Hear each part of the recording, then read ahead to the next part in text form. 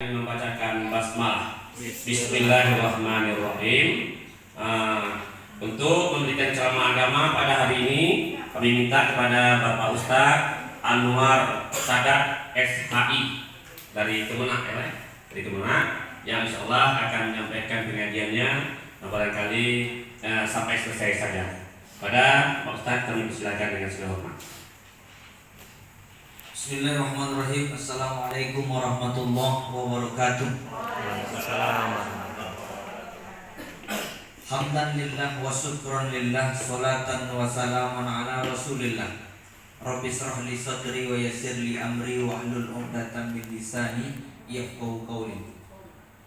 Yang kami hormati Ibu Kepala SMP Muhammadiyah. Yang mana Ibu Kepala Bapak? Oh ini, ya Bu. Bapak Wakil, Ibu juga Wakil ya. Kemudian Bapak Ibu Majelis Guru SMP Muhammadiyah, ada tenaga kependidikan. Bersyukur kita kepada Allah Subhanahu wa taala, jantung ini masih bisa berdetak, darah masih bisa mengalir. Ini merupakan sebuah karunia yang Allah berikan kepada kita, kenikmatan yang Allah berikan kepada kita. Maka manusia yang paling baik adalah manusia yang bersyukur. Sebab hidup ini tak lain dan tak bukan adalah untuk menyembah Allah. Wa ma khalaqtul jinna wal ins illa liya'budun. Tidaklah kuciptakan jin dan manusia kecuali untuk menyembah Allah. Maka orang yang bisa menyembah Allah berarti orang itu telah diberikan kekuatan lahir batin oleh Allah. Banyak orang yang sakit pada hari ini tapi ingin menyembah Allah, tapi tak sesempurna orang yang sehat. Dan orang yang sehat kadang-kadang terlupa. Tunggulah nanti bisa untuk memaksimalkan ibadah. Kalau udah umurnya dekat-dekat pensiun, barulah ibadah. Ini kesalahan yang sangat luar biasa. Nanti udah pensiun, kaki pun sudah keropos, asam urat udah mulai naik, kolesterol udah sampai di angka 600, susah. Nah, jadi untuk ke masjid saja udah bergoyang lutut. Saya punya emak umur 80 tahun. Itu katanya kalau berdiri lama itu susah. Jadi kalau saya jadi imam, dia bilang jangan terlalu panjang nak ayatnya. Ini lutut udah luar biasa, susah, udah bergoyang dia. Maka kita yang masih muda, walaupun ada yang umur 50 tahun, udah hampir dekat 60 tahun, insya Allah kita buat aja diri kita ini muda, supaya bisa kuat. Jadi berprasangka kepada diri, maka syukur itu perlu. Selawat barangkali salam mari kita sampaikan kepada Nabi besar Nabi Muhammad sallallahu alaihi wasallam.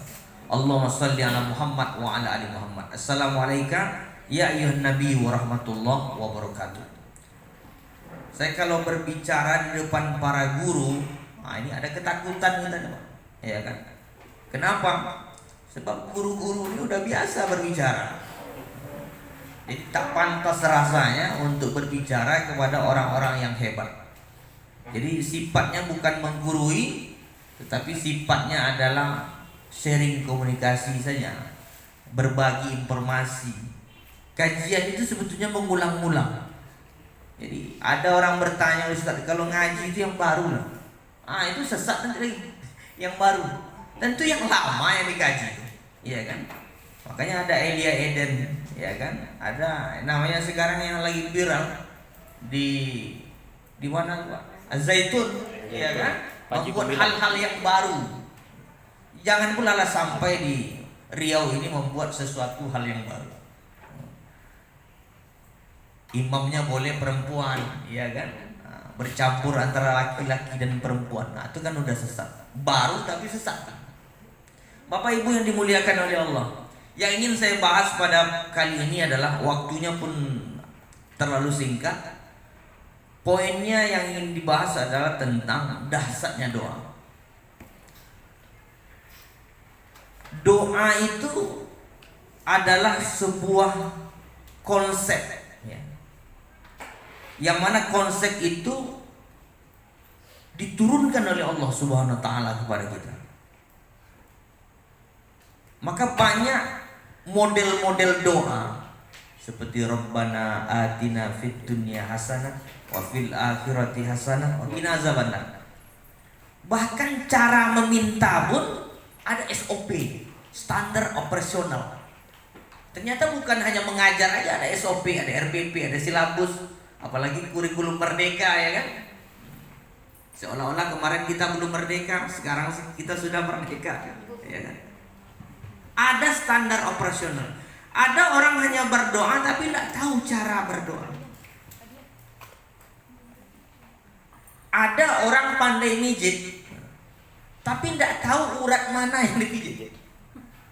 Bapak pernah dipijit oleh istri? Pernah. Pernah. Pasti tidak seenak tukang pijit. Iya. Kenapa? Karena istri kita bukan ahli urut. Tapi enak dipijit istri kan. Beda enaknya. Jadi harus orang ahli, ya, baru tahu titik-titik mana yang akan diatur. Ini tidak berlaku bagi orang yang jomblo, ya. Bapak Ibu yang dimuliakan oleh Allah. Maka setiap doa kita pasti dikabulkan oleh Allah. Apa kata Allah? Ud'uni astajib lakum. Berdoalah kepadaku maka pasti akan aku kabulkan, pasti. Tapi apakah setiap doa itu dikabulkan? Kalau hanya dibaca ayat itu secara tekstual, maka setiap doa yang kita panjatkan kepada Allah pasti dikabulkan. Ya Allah, aku bersyukur ya Allah telah memiliki istri satu. Minta lo dulu, ya kan gitu. Kabulkanlah ya Allah. Boleh tidak doa seperti itu? Boleh-boleh saja sih sebenarnya, iya kan? Tetapi apakah ayat itu dibaca secara tekstual? Tidak. Ibrahim bin Adham, dia lahir pada 100 Hijriah, meninggal pada tahun 162 Hijriah. Kalau Imam Hanafi itu 80 Hijriah, Imam Malik 92 Hijriah.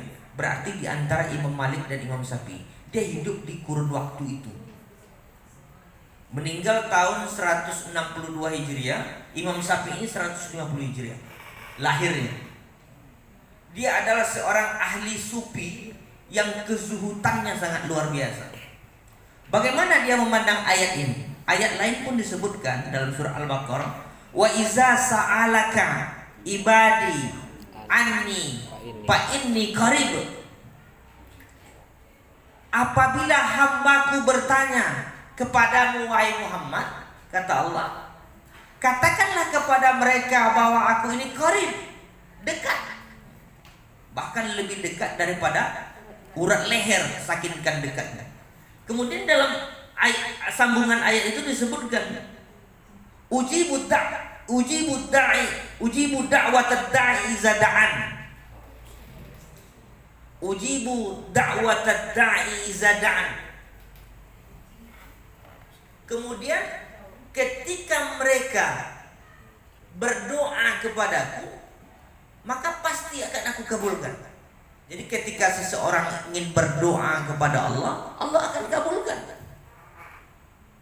Pastajibuli, hendaklah kata Allah mengikuti perintahku. Ternyata doa itu akan dikabulkan oleh Allah ketika perintah diikutkan. Falyu'minu bi, kemudian beriman kepadaku. Jadi ternyata tidak serta-merta ud'uni astajib lakum, tidak serta-merta itu. Tetapi ada rangkaian SOP, standar operasional yang harus dilakukan, yaitu hendaklah dia mengikuti perintah. Apakah hanya perintah? Dalam tafsiran lain pun disebutkan bukan hanya perintah, tetapi larangan pun harus ditinggalkan. Maka doa ketika ingin dikabulkan oleh Allah, perintah harus dikerjakan, kemudian larangan harus ditinggalkan. Itulah disebut dengan lingkaran ketakwaan. Bagaimana doa ingin dikabulkan kalau seandainya perintah Allah ditinggalkan? Kadang-kadang kita sholat tapi anak tak sholat. Wah ya. Jadi anak tanggung jawab kita. Bahkan ada seorang Al-Habib Muhammad Ibnu Abdullah Al-Haidar, dia sebutkan begini, lebih baik ada seekor anjing di rumahmu, kata dia. Ini agak keras sedikit. Lebih baik ada seekor anjing di rumahmu, kata dia, daripada ada seorang anak tetapi tak sholat. Dahsyat tuh. Kenapa? Ada seekor anjing di rumah, malaikat tak masuk. Tapi kata orang yang memelihara anjing, bagus lah Ustaz, kalau malaikat tak masuk, tak bisa mati karena malaikat maut taknya nyambung. Ini tak baca tafsiran hadis dia. Yang tak masuk itu adalah malaikat rahmat. Malaikat rahmat tak masuk kalau ada seekor anjing di dalam rumah. Kenapa Al-Habib Muhammad bin Abdullah Al-Haidar berani mengatakan itu? Karena kalau seekor anjing yang ada di rumah hanya malaikat tak masuk. Tapi kalau ada anak yang tak sholat, kemudian tak ada diperintahkan dan diinstruksikan untuk sholat, maka bukan hanya malaikat yang tak masuk, tapi laknat Allah akan masuk setiap hari dalam rumah itu. Bukankah disampaikan bahwa as-sholatu imaduddin, sholat itu adalah tiang agama. Barang siapa yang mendirikan sholat, berarti dia sedang mendirikan agama. Dan barang siapa yang melalaikan bahkan meninggalkan sholat, berarti dia sedang meruntuhkan agama. Jadi perkara tidak sholat itu bukan perkara dosa, sedang mengobrak-abrik agama. Nah itu bedanya orang yang meninggalkan sholat. Bahkan dalam kitab Duratun Nasim disebutkan, orang yang meninggalkan sholat subuh dengan sengaja 30 tahun dalam neraka. Dalam riwayat lain 80 tahun. Orang yang meninggalkan sholat zuhur dengan sengaja sama dengan membunuh 1000 orang Islam. Orang yang meninggalkan sholat asar secara sengaja sama dengan meruntuhkan Ka'bah. Orang yang meninggalkan sholat maghrib dengan sengaja, yang laki-laki dosanya sama dengan berzina dengan ibu kandungnya, yang perempuan sama dosanya dengan berzina dengan ayah kandungnya. Kalau sholat isya, maka seluruh makhluk yang ada di langit akan mengutuknya sampai azan subuh. Begitu dahsyat. Oleh karena itu perlu hal ini disampaikan kepada anak-anak kita, terutama anak-anak SMP ini udah balik semua nih. SD sudah balik, kelas 6, kelas 5 sudah halangan dia, sudah mimpi basah dia. Maka ketika halangan itu datang, ketika mimpi basah itu datang, disitulah mulai starting, disitulah memulai sesuatu itu, kewajiban itu akan dilaksanakan. Ketika kewajiban itu sudah ada perintah untuk dilakukan, kemudian orang yang bertanggung jawab, ibu, ayah, menyepelekan hal itu, maka itu akan terseret-seret untuk mempertanggungjawabkannya di hadapan Allah di yaumul hisab. Bapak Ibu yang dimuliakan oleh Allah, oleh karena itu perlu kita membangun sistem. Itu kata Yusril Iza Mahendra. Profesor Dr. Yusril Iza Mahendra sampaikan, sistem perlu diperbaharui. Mungkin ibu-ibu pernah ke Singapura ya. Di Singapura itu berani tidak orang buang sampah? Nah, ada berani. Saya tahun 2017 pergi ke Singapura. Itu dengar dapat kabar saja, besok kalau Singapura jangan buang sampah, tidak balik ke Indonesia. Takut buang sampah, takut buang sampah. Asal makan permen cari saku celana, masuk ke saku celana. Saking kan takutnya, itu baru cerita. Tidak balik ke Indonesia, wahai tinggal Singapura, ya kan? Kenapa? Sistemnya yang bagus. Coba tengok orang Singapura datang ke Indonesia, berani tidak buang sampah permen? Berani, karena sistem di Indonesia itu tak bagus.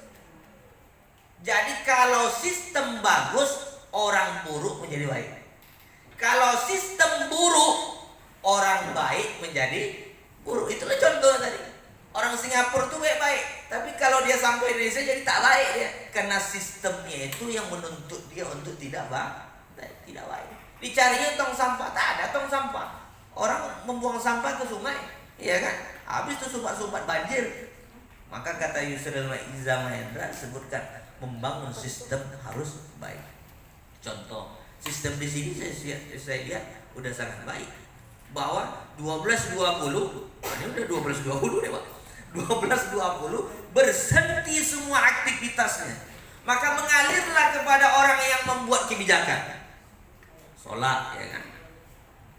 Tapi ada sekolah, bukan baru, saya tak sebutkan sekolah itu, takut melanggar kode etik jurnalistik. Kata Ustaz Abdul Somad begitu. Ketika dia rapat di ruangan majelis guru, Allahu Akbar, Allahu Akbar. Baik, berkenan suara azan telah dikumandangkan, mari kita diam sejenak. Setelah azan dilanjutkan begitu. Itu luar biasa. Di universitas pun, waktu itu saya mengambil akta 4 karena background saya bukan seorang guru ya, mengambil akta 4 kayak gitu. Jadi ada orang-orang yang istiqomah itu di dalam sholatnya dia akan tinggalkan. Itu kan memang level yang sangat luar biasa. Kata Ibrahim bin Adham, dari 10 kategori terhalangnya doa, salah satunya disebutkan, engkau mengakui Allah itu Rabbmu, tapi engkau melanggar perintahnya dan tidak menuruti apa perintahnya. Itu luar biasa. Oleh karena itu Bapak Ibu yang dimuliakan oleh Allah, doa akan bisa dikabulkan oleh Allah SWT apabila perintah dan keimanan. Perintah dan iman. Banyak orang yang menjalankan perintah tetapi tak yakin. Ini bahaya nih. Menjalankan perintah itu kan masa anak-anak kita. Perintah tapi dia tidak yakin dengan apa yang dia lakukan, maka tak masuk. Lakukan amal kemudian yakin dengan amal itu, maka itu akan memperoleh ridho Allah SWT. Berkenaan dengan jam saya 12.21, maka sampailah kepada titik penghujung. Mudah-mudahan apa yang dapat kita perdengarkan dan kita sampaikan diridhoi oleh Allah SWT. Ila liqa' ma'assalamah wabillahi taufiq wal hidayah. Assalamualaikum warahmatullahi wabarakatuh. Waalaikumsalam. Waalaikumsalam warahmatullahi wabarakatuh. Terima kasih.